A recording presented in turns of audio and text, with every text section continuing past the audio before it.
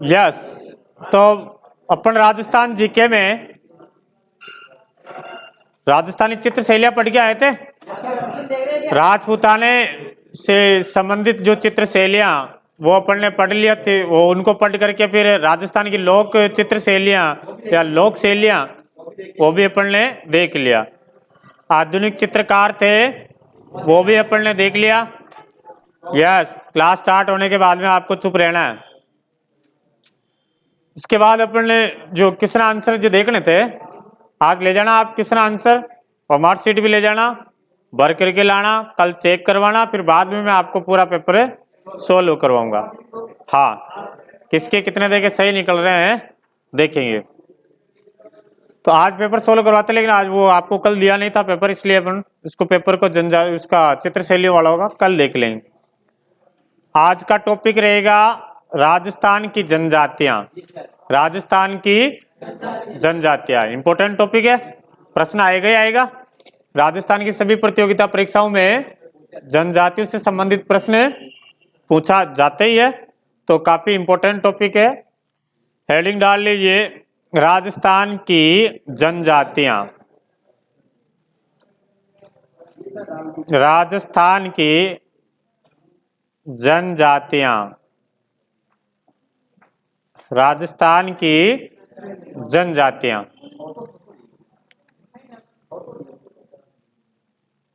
क्या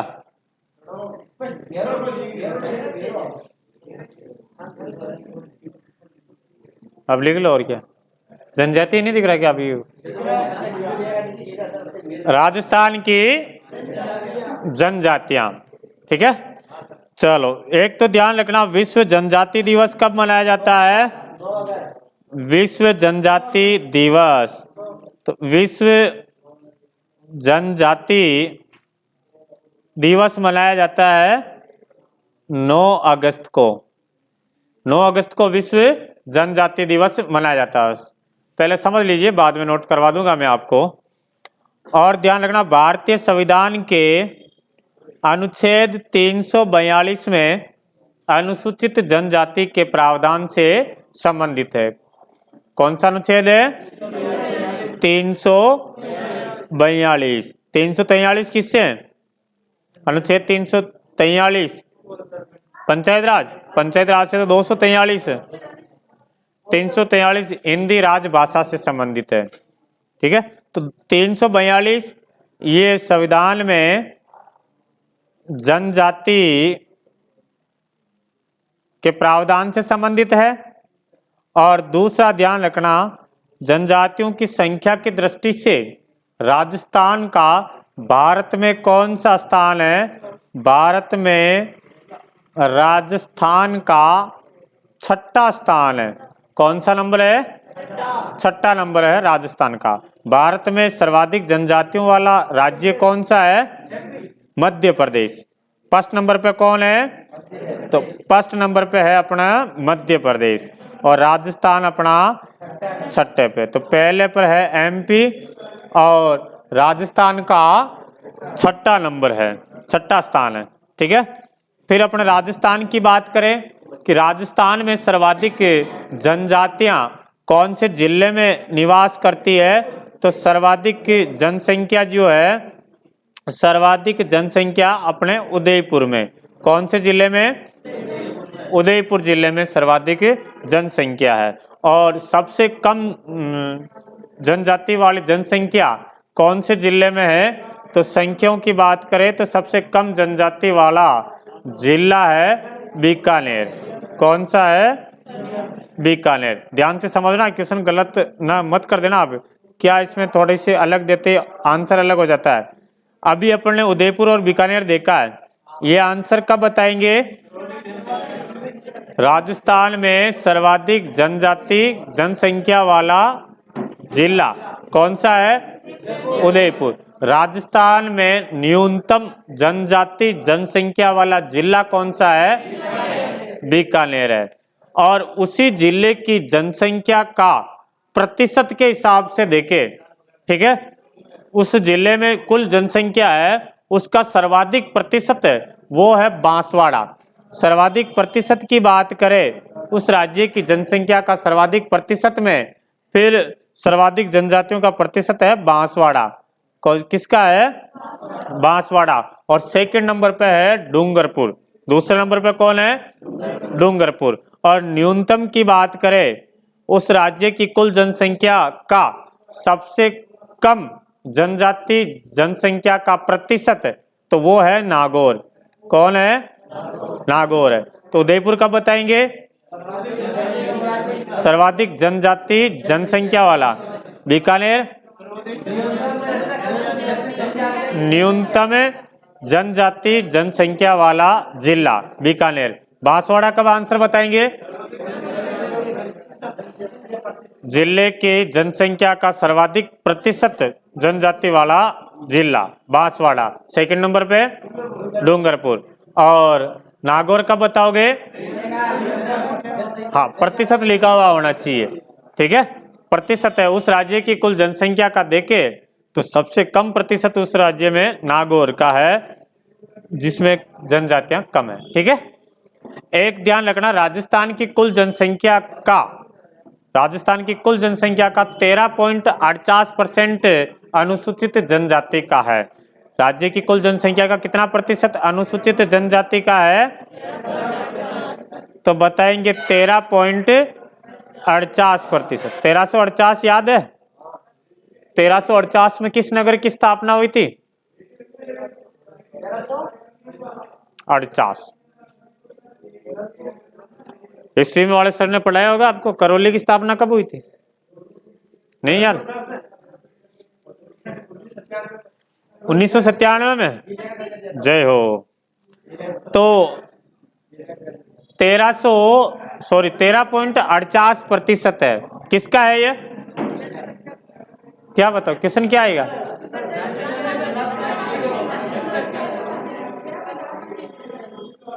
मेरा प्रश्न पूछने का अलग रहता है, मैं उत्तर बोलता हूं, प्रश्न आपको बोलना पड़ता है, ध्यान रखना। अब आगे से मैं उत्तर बोलूंगा, प्रश्न आपको बोलना।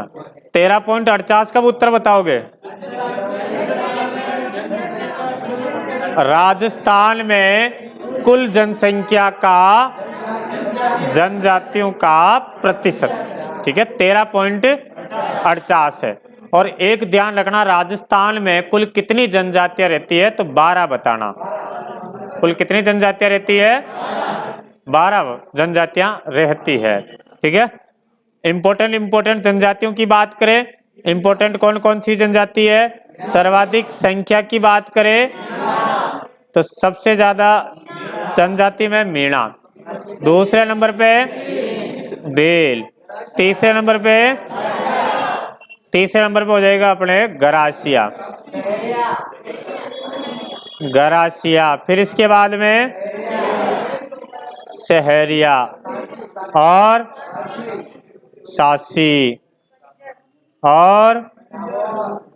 सासी कंजर और कालबेलिया थोड़ी आता है इसमें, डामोर और कथोड़ी। ये प्रमुख जनजातियां हैं, ठीक है। ये कौन कौन से जिले में सर्वाधिक है ये भी अपने को ध्यान रखना है। मीणा बताओ, देखिए मीणा सर्वाधिक हो जाएगा जयपुर, बेल उदयपुर, गरासिया सिरोही, सहरिया बारा, सासी भरतपुर, कंजर कोटा बूंदी है ना, डामोर डूंगरपुर और कथोड़ी उदयपुर। कथोड़ी कहाँ है? उदयपुर, ठीक है। पहले इसको लिख लेते फिर आगे बढ़ते हैं। एक ध्यान रखना, भारतीय जनजाति गौरव दिवस, ये भी याद रखना भाई। जनजाति गौरव दिवस कब मनाया जाता है? 15 नवंबर। किसकी जयंती पे? बिरसा मुंडा। बिरसा मुंडा ना। चलो लिखिए। बोलूं या लिख लोगे? बोलना पड़ेगा।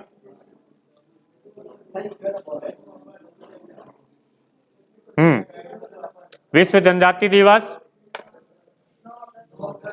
9 अगस्त। फिर लिखो, भारतीय संविधान के अनुच्छेद 342 में भारतीय संविधान के अनुच्छेद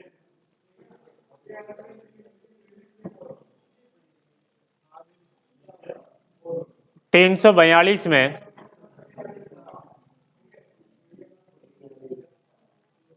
जनजाति संबंधी प्रावधान है।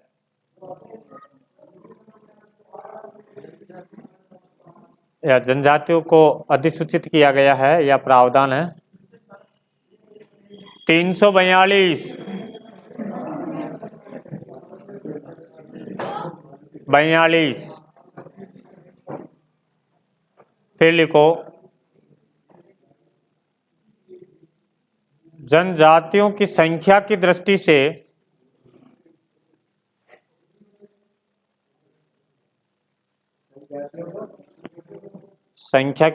राजस्थान का भारत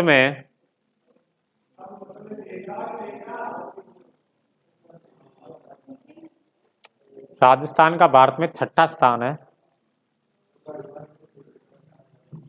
छठा स्थान है।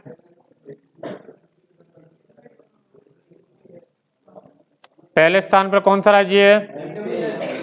एमपी। फिर लिखो, राजस्थान की कुल जनसंख्या का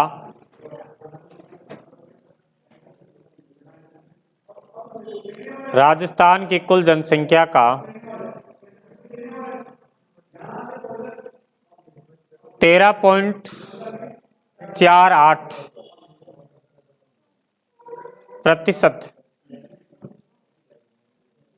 जनजातियों की संख्या है। राजस्थान की कुल जनसंख्या का कितना प्रतिशत जनजातियों की संख्या का है? 13.48% है। फिर लिखो, जनजातियों की संख्या की दृष्टि से जनसंख्या लिखो, जनसंख्या लिखे, जनजातियों की जनसंख्या की दृष्टि से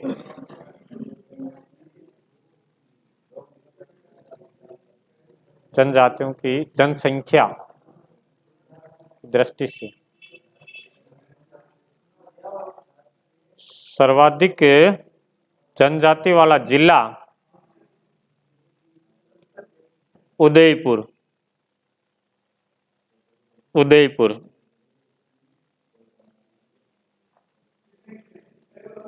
और न्यूनतम लिखिए, सबसे कम जनजाति जनसंख्या, न्यूनतम जनजाति जनसंख्या वाला जिला कौन सा हो जाएगा? बीकानेर। तो सर्वाधिक जनजाति जनसंख्या वाला जिला तो हो जाएगा उदयपुर और न्यूनतम हो जाएगा बीकानेर। फिर लिखो, जनजातियों का सर्वाधिक प्रतिशत वाला जिला, जनजातियों का सर्वाधिक प्रतिशत वाला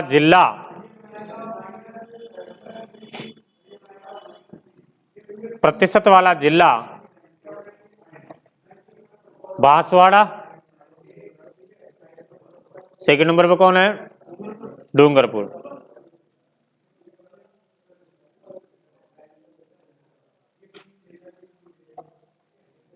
और न्यूनतम जनजाति प्रतिशत वाला जिला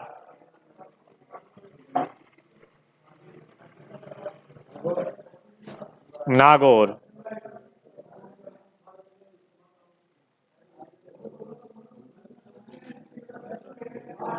नागौर है ना। फिर लिखो भारतीय जनजाति गौरव दिवस। नागौर लिख लिया ना, नागौर।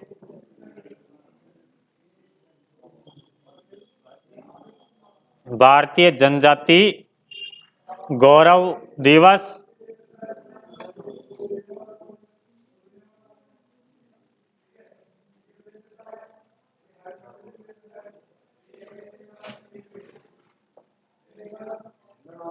पंद्रह नवंबर किसकी जयंती पर?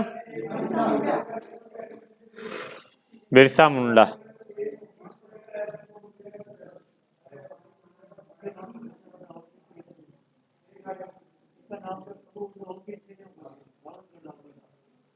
राव केला में लिख लिया। चले आगे।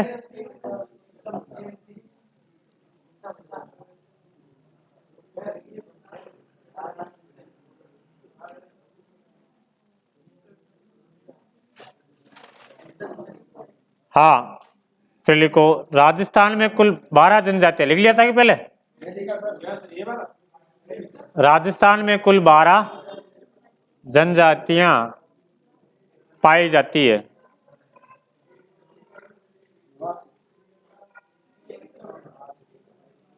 निवास करती है। राजस्थान में कुल 12 प्रकार की जनजातियां, 12 जनजातियां निवास करती है। प्रमुख में लिख लो, एक बार नाम लिख लो।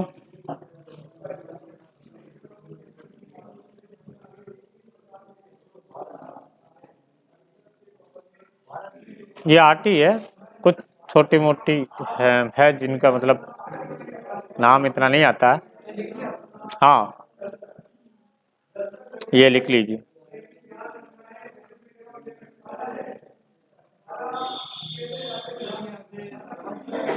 सर्वाधिक जिला।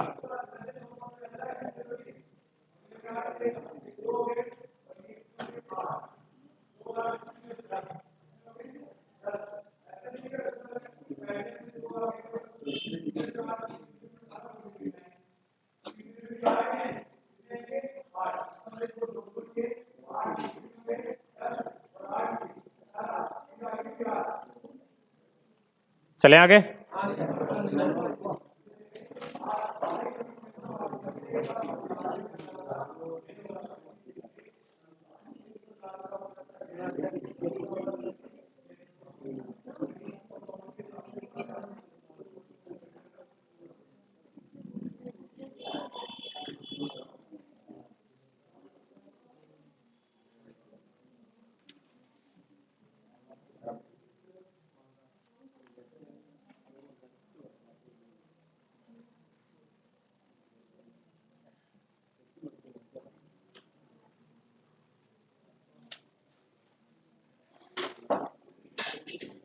लिख लिया।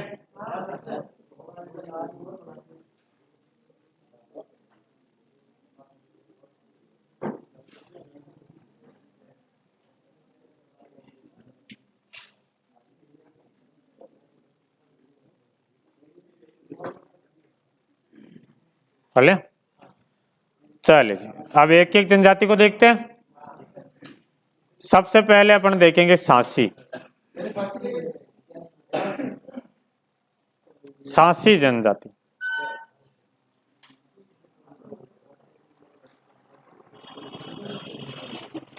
चलो एक बार देख लीजिए पहले, फिर बाद में नोट करेंगे। सांसी, एक तो क्षेत्र याद रखना, कौन से क्षेत्र में पाई जाती है? तो ये निवास करती है आपके भरतपुर और अजमेर में भी देखने को मिलता है। सर्वाधिक आ जाए भरतपुर करना पहले, तो ये आ जाता है भरतपुर और अजमेर क्षेत्र में सर्वाधिक निवास करती है। सांसी जो जनजाति है, इसकी उत्पत्ति जो है सासमल नामक व्यक्ति से मानी जाती है। किससे मानी जाती है? सासमल नामक व्यक्ति से। सासमल व्यक्ति से, सासमल व्यक्ति से नाम क्या पड़ गया फिर बाद में? सासी हो गया। ठीक है, अभी इसमें दो उपजातियां है, सासियों में दो उपजाति है, सासी में दो वर्ग है, कैटेगरी है, दो उपजाति है, एक तो बीजा और दूसरी है माला। बीजा और माला। तो प्रश्न आता बीजा व माला कौन सी जनजाति की उपजातियां हैं? तो क्या बताएंगे? सासी जनजाति की ये उपजातियां हैं।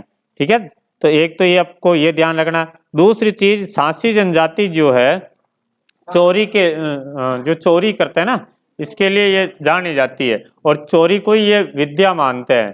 ठीक है, जो एक दूसरे को एजुकेटेड मतलब शिक्षा देते हैं ना, तो पढ़ाई वढ़ाई में ये बहुत कम रुचि लेते हैं, और ज्यादातर ये चोरी है। एक दूसरे को क्या करते हैं ये? हाँ, क्यों अशिक्षित है इसलिए, मतलब शिक्षा में यदि कोई आदमी से शिक्षा से जुड़ जाए तो फिर इस चीज को वो समाप्त कर दे, लेकिन अभी तक चल ही रहा है। तो चोरी को ये क्या करते हैं? चोरी को ही विद्या मानते हैं। सब कुछ एक दूसरे से सीखना, तो क्या सीखनी है? चोरी करना ही सीखना है।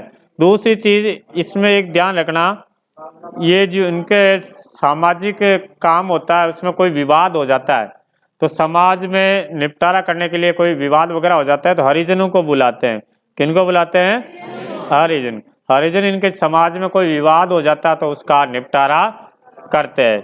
दूसरी चीज ध्यान रखना, एक कुकड़ी रस्म, ठीक है, ये बार बार आता है। कुकड़ी रस्म किस जनजाति में प्रचलित है? तो सासी जनजाति में। लड़की की शादी होकर के आती है, उसकी चरित्र की परीक्षा के लिए कुकड़ी रस्म ये यहाँ पर अपनाई जाती है। तो आपको सीधा सीधा ये याद रखना, कुकड़ी रस्म कौन सी जनजाति में प्रचलित है? तो सासी जनजाति में प्रचलित है। और जब इनकी शादियां होती, विवाह होता है, विवाह में ना मंडप होता ना चौरी होती है, एक खंबा रोप देते हैं और खंबे के चारों तरफ 7 फेरे लिए और हो जाती है शादी। ठीक है, तो विवाह में मंडप और फेरे मतलब अग्नि वेदिका वगैरह नहीं लगाते हैं, ना तो मंडप बनाते हैं ना चौरी वगैरह बनाते हैं। और किसके फेरे खा लेते हैं? एक खंबे के 7 फेरे खा लेते हैं। दूसरी चीज, इस जनजाति में जो विधवा विवाह नहीं प्रचलित है। जो कोई लेडीज विधवा हो जाती है तो वापस वो शादी नहीं कर सकती है। विधवा विवाह इसमें प्रचलित नहीं है। इस लेडीज के पति की डेथ हो जाती है तो जो मृतक का भाई है, जो मरा हुआ व्यक्ति है, उसका भाई उस लेडीज को पत्नी बना लेता, ऐसा इस जनजाति में प्रचलित है। ठीक है, और ध्यान रखना इसमें एक आपके लोमड़ी और सांड है ना, लोमड़ी और सांड का मांस खाना बहुत पसंद करते हैं। और एक इनके देवता है बाकर बाऊजी। कौन है? बाकर बाऊजी। बाकर बाऊजी की ये कभी भी झूठी कसम नहीं खाते हैं, बाकर बाऊजी। और जब भी ये बाकर बाऊजी की कसम लेते हैं तब एक हाथ में कुल्हाड़ी रखते हैं और एक हाथ में पीपले का पान, जो पीपल होता है ना, पीपल का पान लेकर के कहते हैं कि बाकर बाऊजी की कसम जो भी ले रहे होते हैं, तो उनके जो हाथ में कुल्हाड़ी और पान लेकर के बाकर बाऊजी की कसम खा लेता है तो फिर जो भी कहता है उसको सत्य मानते हैं। ये चीजें अपने को सासियों में ध्यान रखनी है। ठीक है, हाँ, हरिजनों का जुट्टा खाते हैं। दूसरा एक इनका मेला भी ध्यान रखना, पीर बल्लू शाह का मेला। पीर हरिजनों के 8 हरिजन होते हैं, मतलब इनके सासियों के 8 हरिजन होते हैं। पीर बल्लू शाह का मेला कौन सी जनजाति से संबंधित है? सासी जनजाति से संबंधित है। ठीक है, क्या क्या देखा आपने सासियों में? एक बार आपस देख लो। सासी का क्षेत्र याद रखना है, भरतपुर और हाँ ज्यादातर भरतपुर है। उत्पत्ति सासमल नामक व्यक्ति से। 2 इसकी उपजातियां बीजा और माला, वेरी इंपॉर्टेंट है। बीजा और माला इनकी 2 उपजातियां, ये इंपॉर्टेंट है। चोरी को विद्या मानते हैं। हरिजन जो भी उनके समाज में विवाद वगैरह हो जाता है तो उसका निपटारा कौन करता है? हरिजनों के द्वारा निपटारा होता है। कोकड़ी रस्म वेरी इंपॉर्टेंट है, कोकड़ी रस्म और रस्म इनमें प्रचलित है। और बाकर बावजी हाँ झूठी कसम नहीं खाते हैं। ठीक है, नोट करो। सास्य जनजाति,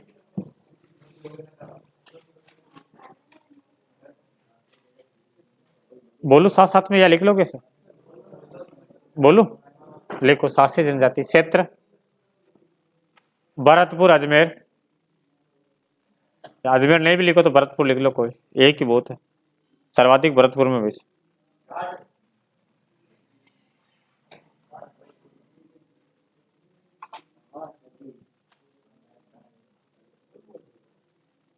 उत्पत्ति लिखो, सास्य जनजाति की उत्पत्ति।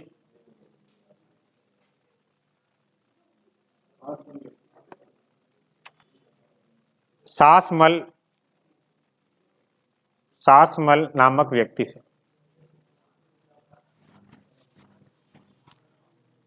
सासमल नामक व्यक्ति से। उपजाति लिखिए,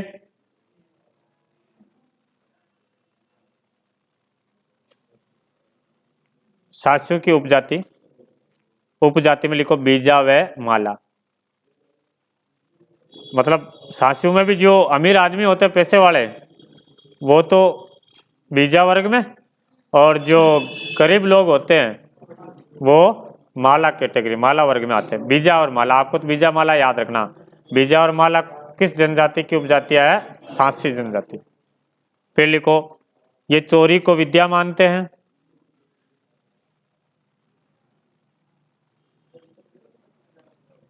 चोरी को विद्या मानते हैं।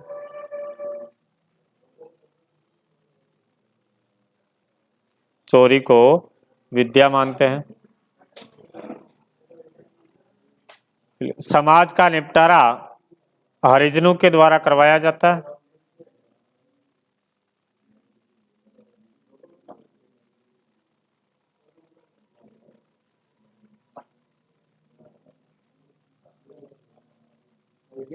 समाज में या कोई विवाद का निपटारा, सामाजिक विवाद लिख लो, या क्या लाइन लिखी?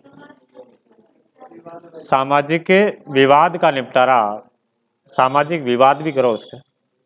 सामाजिक विवाद का निपटारा हरिजनों के द्वारा करवाया जाता है। सामाजिक विवाद होगा।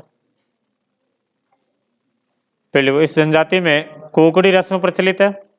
कोकड़ी रस्म,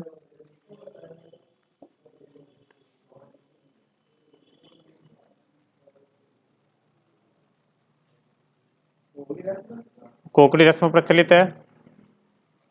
पहली को विवाह में मंडप व चौरी ने होकर खंबे के फेरे लेते हैं।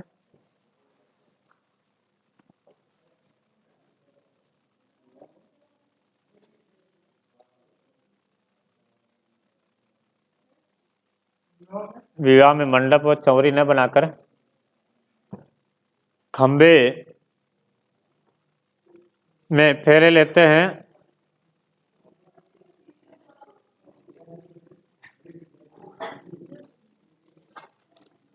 खंबे के चारों फेरे, खंबे के फेरे लेते हैं।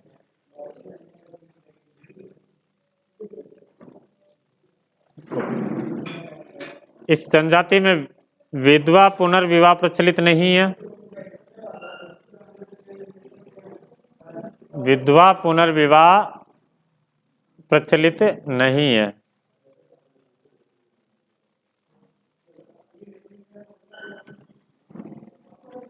लोमड़ी व सांड का मांस अत्यधिक पसंद करते हैं।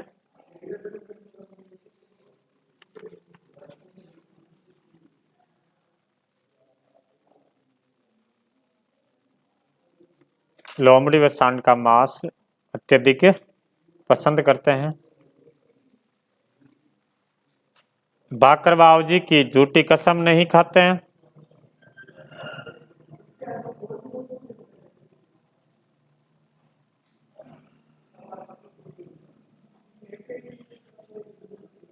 बाकर बाबूजी की झूठी कसम नहीं खाते हैं। पीर बल्लू जी का मेला एक प्रसिद्ध मेला है, सांसी जनजातियों का पीर बल्लू जी का मेला है। एक देवी का नाम भी लिख लो, सिकोदरी माता, सिकोदरी माता, पीर बल्लू सा।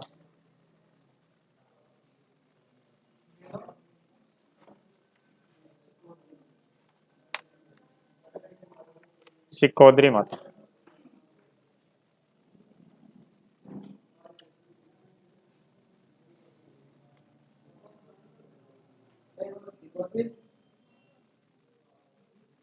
सिकोदरी माता सांसियों की देवी है।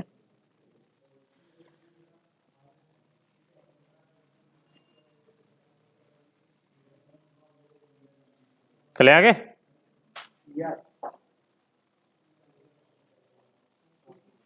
अब बात करते हैं डामोर जनजाति।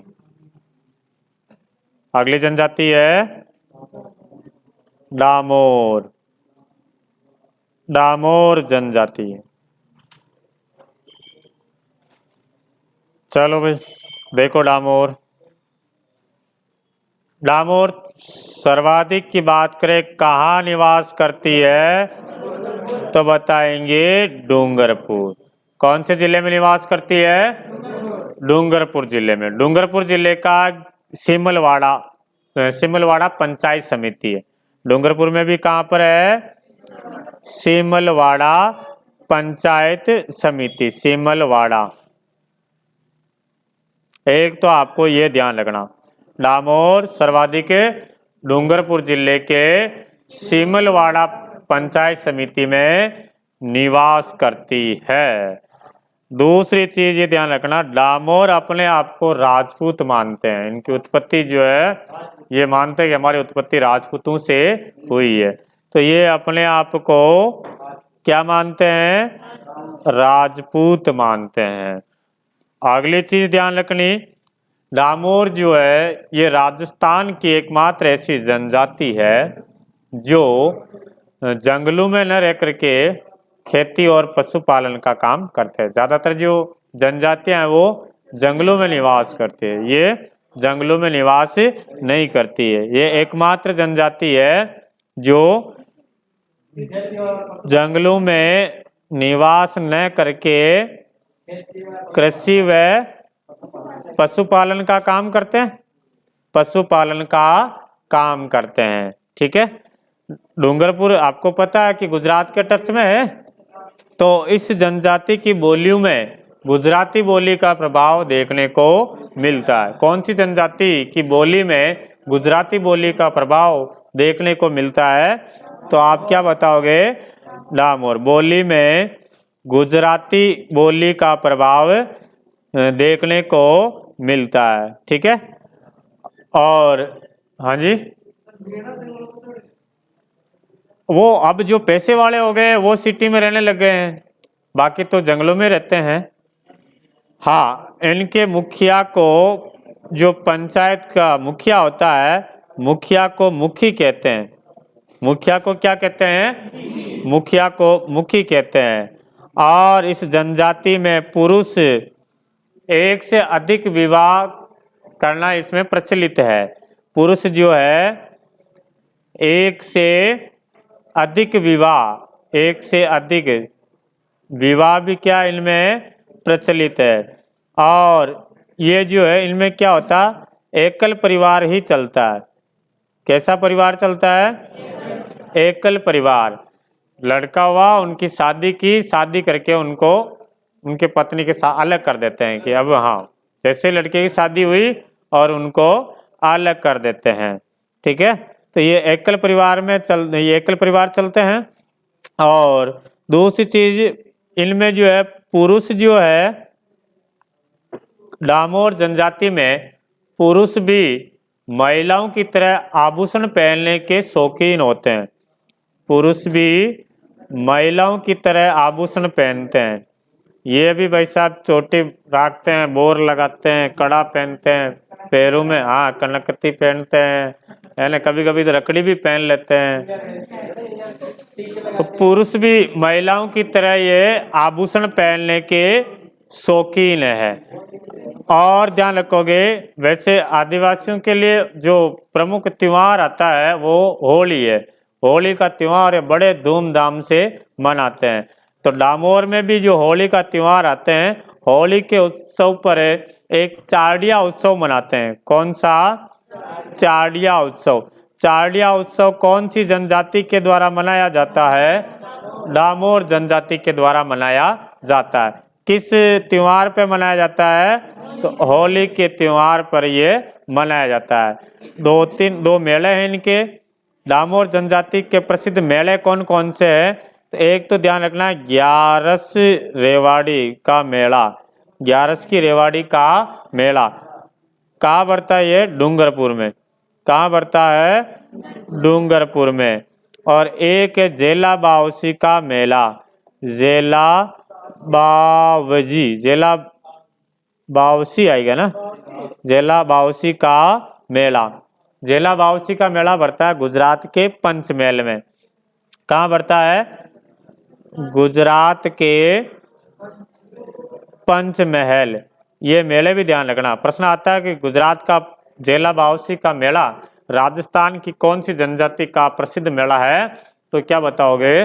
डामोर जनजाति का ये प्रसिद्ध मेला है। तो पास में तो है रे भाई, ये देखो, ये अपना दिख रहा है इधर पूरा, ये क्या है? ये अपना रंगीला राजस्थान है। यहाँ पे है डूंगरपुर।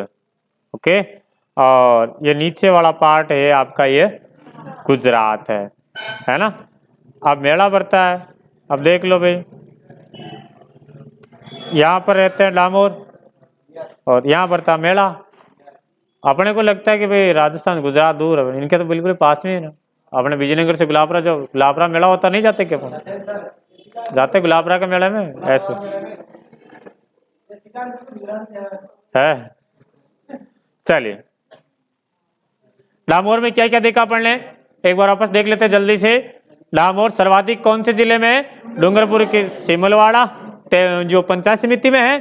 और ये अपने आप को राजपूत मानते हैं। ये एकमात्र ऐसी जनजाति है जो जंगलों में विचरण नहीं किया, इन्होंने जंगल वगैरह नहीं देखे हैं।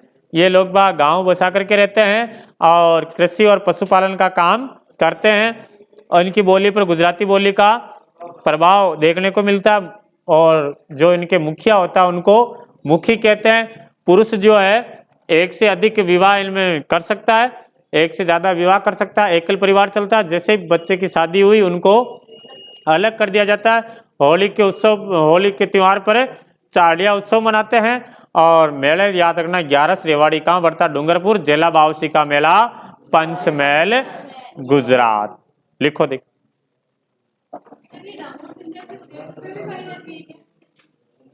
कथोड़ी आएगी, बिल कथोड़ी डूंगरपुर। लिखो, बोलो, डामोर जनजाति क्षेत्र लिखो, डूंगरपुर जिले का सिमलवाड़ा पंचायत समिति।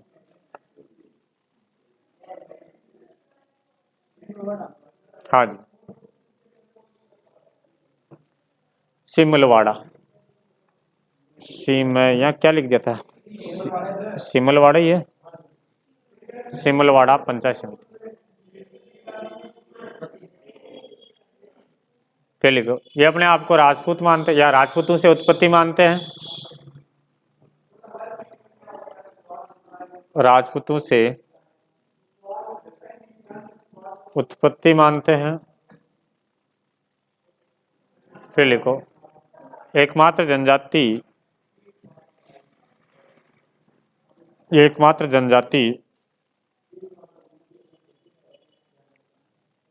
जो जंगलों में निवास नहीं करके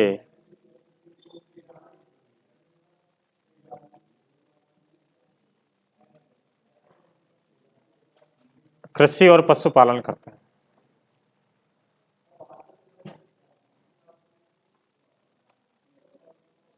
कृषि और पशुपालन करते हैं।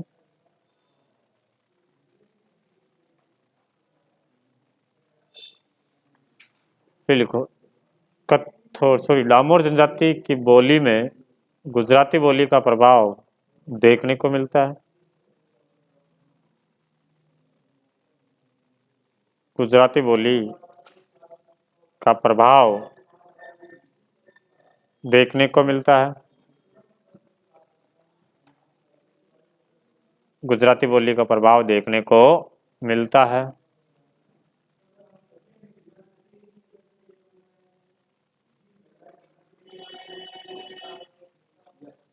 मुखिया को मुखी कहते हैं।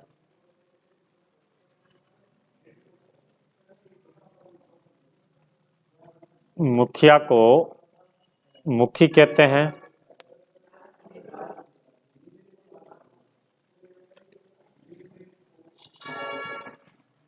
पुरुष एक से अधिक बार विवाह कर सकता है।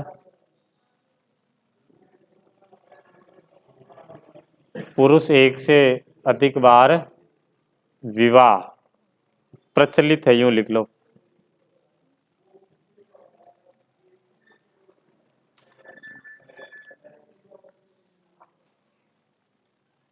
ये एकलवादी होते हैं या एकल परिवार प्रथा प्रचलित है।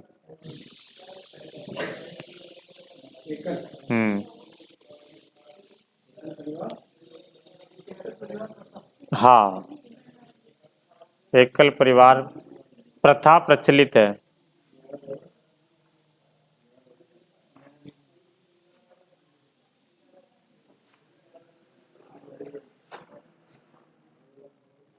एकल परिवार प्रथा प्रचलित है। पुरुष भी महिलाओं की तरह आभूषण पहनते हैं।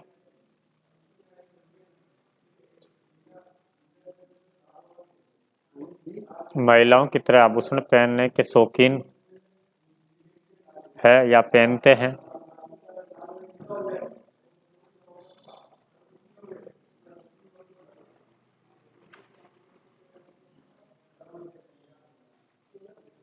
होली के त्योहार पर चाड़िया उत्सव मनाते हैं। होली के त्योहार पर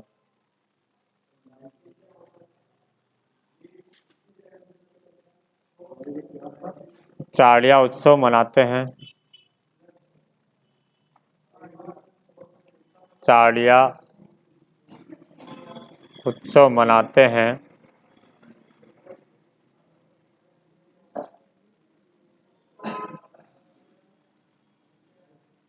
चाड़िया उत्सव मनाते हैं। मेले लिख लो। ग्यारस, रेवाड़ी, डूंगरपुर,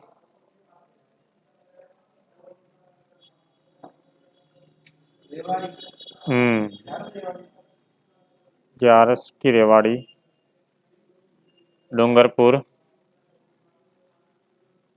जेला बाउसी का मेला, जेला बाउसी का मेला, गुजरात का पंचमहल, गुजरात का पंचमहल, गुजरात का पंचमहल। जिला दर्शन में कहां तक पढ़ लिया? सिरोही तक ही पढ़ा? पढ़ लिया चित्तौड़? अभी लास्ट में प्रश्न पूछूंगा, देखो।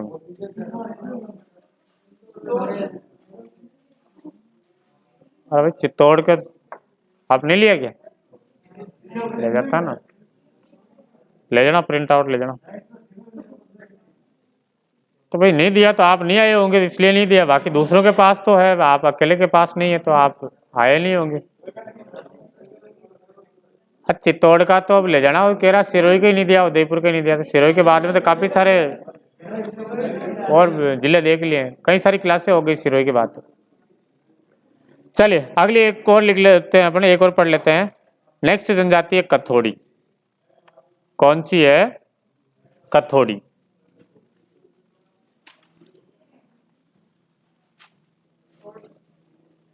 कथोड़ी जनजाति, कथोड़ी।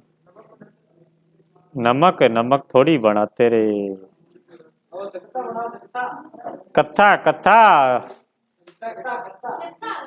देखिए कथोड़ी जनजाति, एक तो ये सर्वाधिक किस जिले में निवास करती है? तो सर्वाधिक बताएंगे ये उदयपुर जिले में निवास करती। कौन से जिले में? उदयपुर। उदयपुर में जाडोल कोटड़ा ये तहसील है। कौन सी है? जाडोल कोटड़ा। जाडोल और कोटड़ा ये तहसील में निवास करती है। ठीक है। कथोड़ी जो जनजाति है ये खेर के वृक्ष से कत्था तैयार करती है। खेर के वृक्ष से कत्था तैयार करती है। हांडी प्रणाली से कत्था तैयार करती है। एक बार पूछा हुआ है कौन सी प्रणाली से कत्था तैयार करती है? हांडी प्रणाली से। कत्था पान के लगाते हैं ना, पान, ये पान पे जो ब्राउन ब्राउन कलर, चूना तो व्हाइट होता होगा और बुरा बुरा कलर का और लगाते होगा कत्था, भूरे कलर का। तो खेर के वृक्ष से कत्था तैयार कौन सी जनजाति करती है? कथोड़ी। इस कत्था की वजह से इस जनजाति का नाम क्या पड़ गया है? कथोड़ी नाम पड़ा। कत्था से ही कथोड़ी नाम पड़ा। फिर ये ध्यान रखना, कथोड़ी जनजाति मूलतः महाराष्ट्र की जनजाति है। कहाँ की है? महाराष्ट्र की जनजाति है। ठीक है। महाराष्ट्र में जो महिलाएं साड़ियां पहनती है उसी प्रकार की साड़ियां कथोड़ी जनजाति की महिलाएं पहनती है। ठीक है। कथोड़ी जनजाति में महिलाएं जो है मराठी अंदाज में साड़ियां पहनती है। मराठी अंदाज में साड़ियां पहनती, जिनको फड़का कहते हैं। क्या कहते हैं? फड़का। नहीं, अलग अलग होते। चलना कभी हमारे साथ में, बताएंगे आपको। उधर जाओ आप, आपको बोले कि भाई फड़का लेते आना तो आप कहीं फड़के मत लेके चले जाना। हाँ, तो आपको ये ध्यान रखना है कौन सी जनजाति मराठी अंदाज में साड़ी पहनती है। तो कथोड़ी जनजाति मराठी अंदाज में साड़ियां पहनती है, जिसे क्या कहते हैं? फड़का कहा जाता है।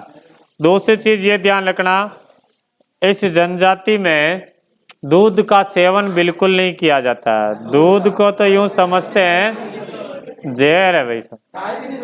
दूध का सेवन बिल्कुल नहीं करते हैं। दूध का सेवन नहीं करते हैं और बिल्कुल नहीं पीते हैं। और महिलाएं जो है पुरुषों के साथ बैठ करके शराब पीने के बड़े शौकीन रहती है। महिलाएं जो है, हाँ, महिलाएं जो है शराब पीना के बड़ी शौकीन रहती है। और दूसरी चीज ध्यान रखना कि यहाँ पर कथोड़ी जनजाति में किसी की डेथ हो जाती है तो ये लोग शव को जलाते नहीं है। शव को जलाते नहीं है, जबकि मृतक के मुंह में चावल के दाने डालते हैं। चावल के दाने डाल देते हैं और हाथ में 1 रुपया दे देते हैं। हाथ में, मृतक व्यक्ति के हाथ में 1 रुपया ये रख करके फिर उसको दफना दिया जाता है। और मृतक यानी जब दफनाया गया है तो मृत्यु के 5 दिन बाद ये जामत करवाते हैं। 5 दिन बाद हजामत लिख देते हैं। हजामत कितने दिन बाद करते हैं? ये 5 दिन बाद हजामत करते हैं। और क्या चीज? हाँ, लोडी करवाते हैं। ये लोग जो है लाल मुँह का बंदर, यस, लाल मुँह का बंदर का मांस खाना बहुत पसंद करते हैं। पटवारी में पूछा था एक बार, 2013 में से तय होगा, कि कौन सी जनजाति बंदर का मांस खाना बहुत पसंद करती है? कथोड़ी जनजाति बंदर का मांस खाना बहुत पसंद करती है। और इनमें जब शादी ब्याह होती है तो पहले एक आदमी जो बीच में रहने वाला मध्यस्थ व्यक्ति को लेके आते हैं। भाई एक आदमी बीच में हाँ भरने वाला होना चाहिए कि मेरी जिम्मेदारी है। बड़ोलिया बोलते हैं, बड़ोलिया ना। इनमें कथोड़ी जनजाति में उसको हाथिया बोलते हैं। क्या कहते हैं? हाथिया, हाथियो। यानी ये कौन होता है? मध्यस्थता करने वाला व्यक्ति। ये गारंटी लेता है कि मेरी जिम्मेदारी छोड़ो, कई कमी कोने और ठाणो आवे ठाणे जावे। हाँ, दोनों तरफ से गारंटी वाला रहता है। जो मध्यस्थता वाला व्यक्ति हाथिया कहते हैं। फिर बात पक्की होती, सगाई करते हैं। सगाई को कहते हैं नानी पहन। क्या कहते हैं? नानी पहन। जब सगाई वगाई हो रहे तो बेई सगे को अपने जो बुलाते हैं परिजनों को कहते हैं कि आपने नानी पहन राखरिया थे आज हो। और परिजन लोग जो इनके सगे संबंधी होते वो भी कहते कहाँ जा रही हो? तो मैं नानी पहन जा रही हूँ। तो समझ जाते कि भाई वहां पर सगाई का आज प्रोग्राम है। और फिर सगाई होने के बाद में उनका विवाह करते हैं, उसको मोटी पहन कहते हैं। क्या कहते हैं? मोटी पहन। विवाह विवाह विवाह होता है उसको मोटी पहन कहते हैं, सगाई को नानी पहन कहते हैं। आ जाए कौन सी जनजाति में सगाई को नानी पहन, विवाह को मोटी पहन कहते हैं? तो कथोड़ी जनजाति को कहते हैं। हाँ, नानी पहन आ जाए, मोटी पहन आ जाए, कथोड़ी कर देना। इसमें मुखिया को, इस जनजाति में मुखिया को नायक कहते हैं। मुखिया को क्या कहते हैं? नायक कहते हैं। और झोपड़ी को खोलरा कहते हैं। खोलरा। झोपड़ी जो है घास फूस की बनाई हुई रखते हैं ये, और बांस वास लगा करके झोपड़ी बना देते हैं, उस झोपड़ी को क्या कहते हैं? खोलरा कहते हैं। तो कथोड़ी को एक बार वापस देख लेते हैं अपन। कथोड़ी जनजाति कौन से जिले में निवास करती है? उदयपुर में। उदयपुर में जाडोल, कोटड़ा और एक सराड़ा भी है, सराड़ा है ना। खेर के वृक्ष से ये कत्था तैयार करती है, प्रसिद्ध है। कौन सी जनजाति खेर के वृक्ष से कत्था तैयार करती है? कथोड़ी। और इस कत्था से ही क्या पड़ गया? कथोड़ी नाम पड़ा। ये मूलतः महाराष्ट्र की जनजाति है। और इनमें महिलाएं आज भी मराठी अंदाज में साड़ियां पहनती है, जिसको क्या कहते हैं? फड़का कहते हैं। और इस जनजाति में दूध का सेवन बिल्कुल नहीं करते हैं, जबकि महिलाएं पुरुषों के साथ बैठ करके शराब पीना बड़े शौकीन रहते हैं, शराब पीते हैं। और मृतक के व्यक्ति को जलाते नहीं है, जबकि जो मृतक व्यक्ति के मुंह में चावल के दाने डाल करके हाथ में रुपया दे करके उसको दफना दिया जाता है। और 5 दिन बाद में हजामत बनवाते हैं ये। और इस जनजाति में लाल मुंह का बंदर का मांस खाना बहुत पसंद करते हैं। और हकपन का ध्यान रखना आप। मध्यस्थता करने वाला व्यक्ति हाथियों कहते हैं। हाथिया यानी जिनका बहुत बड़ा हाथ रहता है, बहुत बड़ा हाथ रहता है, वही मध्यस्थता कर सकता है। हर किसी की थोड़ी, हर कोई मध्यस्थता करने थोड़ी जा सकता। हाँ, तो इनकी जिम्मेदारी रहती साहब। नानी पहन मोटी पहन का ध्यान रखना। नानी पहन मोटी पहन, जो सगाई होती है उसको तो नानी पहन कहते हैं, और विवाह होती है उसको, विवाह होता है उसको मोटी पहन कहते हैं। मुखिया को नायक कहते हैं और झोपड़ी को खोलरा कहते हैं। लिखो, देखिए लिखो लिखो, जल्दी से लिखो, टाइम हो गया अगली क्लास में। क्या चीज? जाडोल। जाडोल क्या लिख दिया था? जाडोल, कोटड़ा व सराड़ा। एक सराड़ा तहसील में भी निवास कर। उदयपुर की पंचायत समितियां हैं ये। उदयपुर की जाडोल, कोटड़ा व सराड़ा पंचायत समिति। पहले को खेर के वृक्ष से कत्था तैयार करती। खेर के वृक्ष से कत्था तैयार करती। ये जनजाति खेर के वृक्ष से कत्था तैयार करती।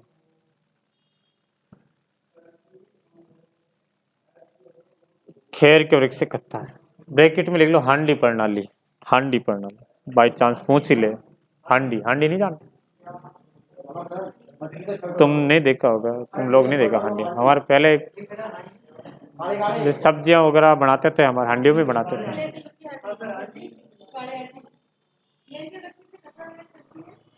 ब्रैकेट में लिखो हांडी प्रणाली।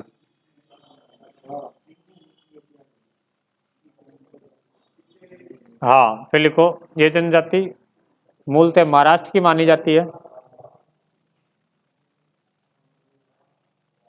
महाराष्ट्र की मानी जाती है, यानी महाराष्ट्र से संबंधित है।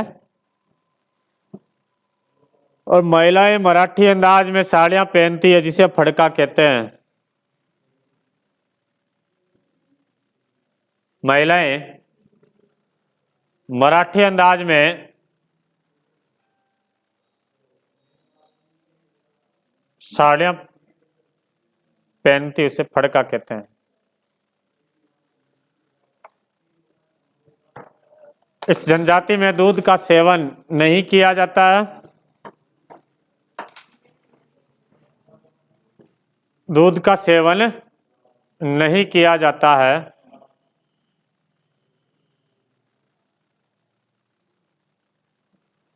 दूध का सेवन नहीं किया जाता है। और महिलाएं शराब पीने के शौकीन होती। महिलाएं शराब पीने के शौकीन होती हैं।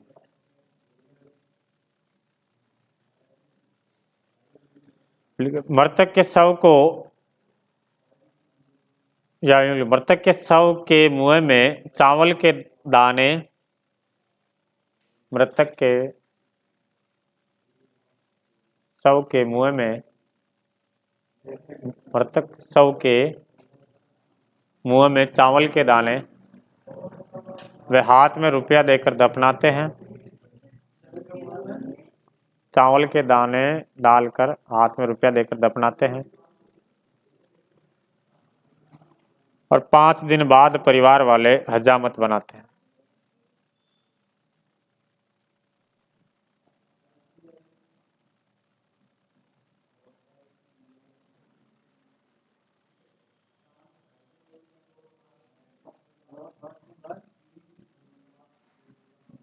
पांच दिन बाद परिवार वाले हजामत बनाते हैं।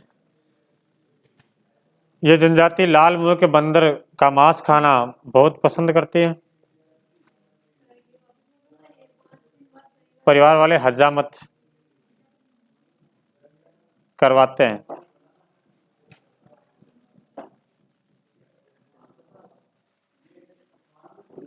लाल मुंह का बंदर का मांस खाना बहुत पसंद करते हैं।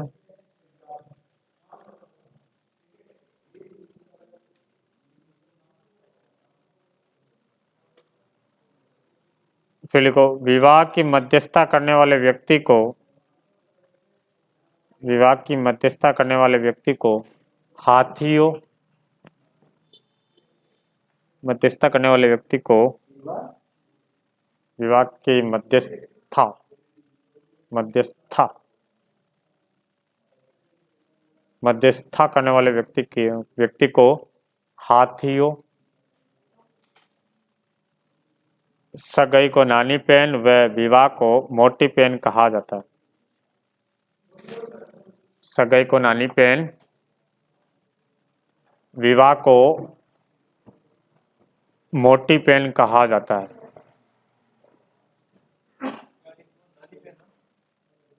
हाँ, सगाई को नानी पेन और विवाह को मोटी पेन कहा जाता है। मुखिया को नायक कहते हैं।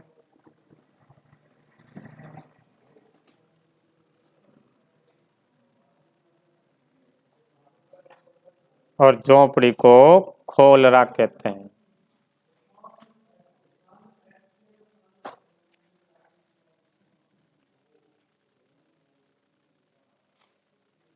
बहुत आज के लिए, बाकी बची जनजातियों को कल कंप्लीट कर लेंगे।